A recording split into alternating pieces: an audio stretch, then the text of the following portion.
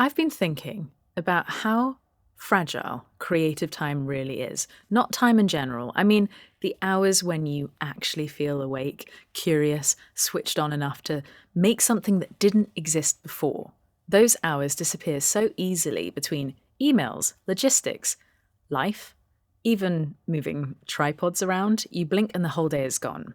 The other day, I spent 8 hours just wrestling with camera angles. 8 hours, a full working day, and I didn't play a single note. And it was for my beginner guitar course, which is fully finished and for sale now.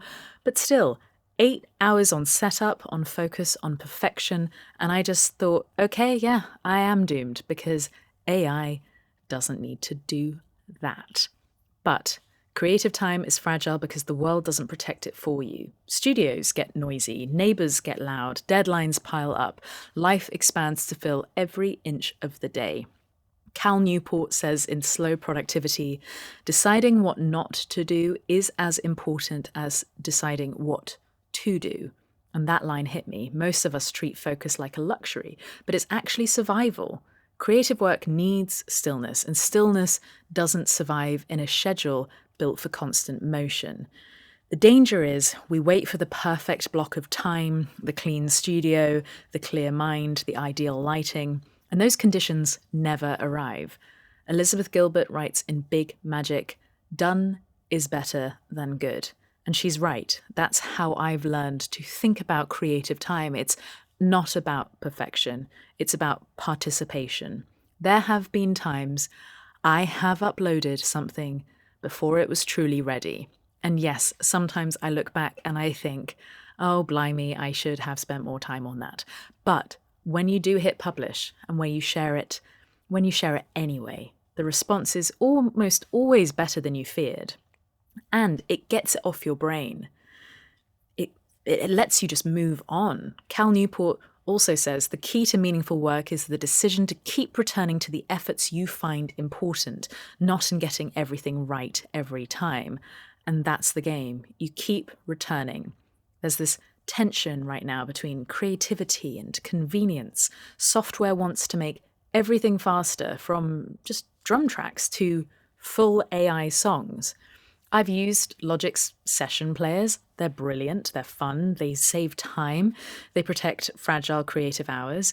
But there's a difference between a tool that gives you time and a shortcut that takes meaning away. Rick Rubin wrote in The Creative Act, "The object isn't to make art, it's to be in the wonderful state which makes art inevitable."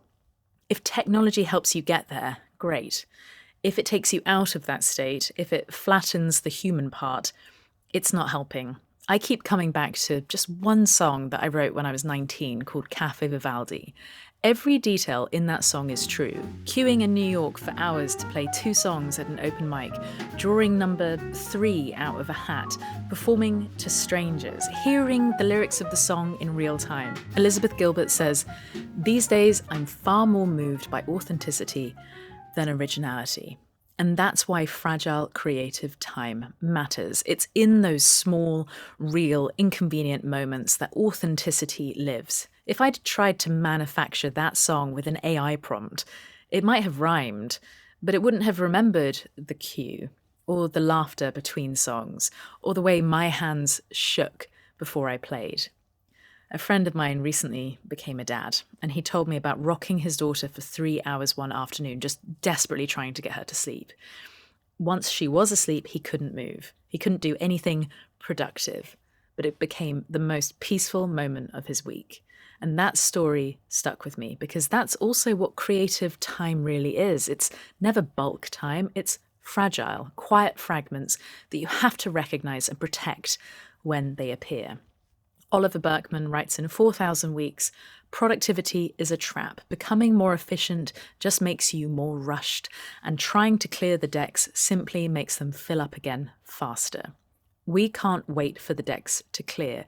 We make art in the gaps. So if creative time is fragile, the only thing to do is honor it by using it. Anne Lamott said in Bird by Bird, "Almost all good writing begins with terrible first efforts."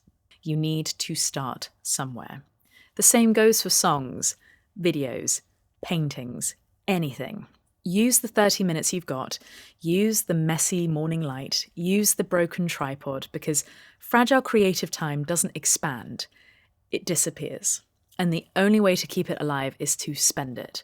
Creative time is fragile. That's what makes it valuable. Anyway, that's my 5 minutes of pseudo wisdom for the day. And now I guess I need to put it into action. Okay, I'll see you in the next video.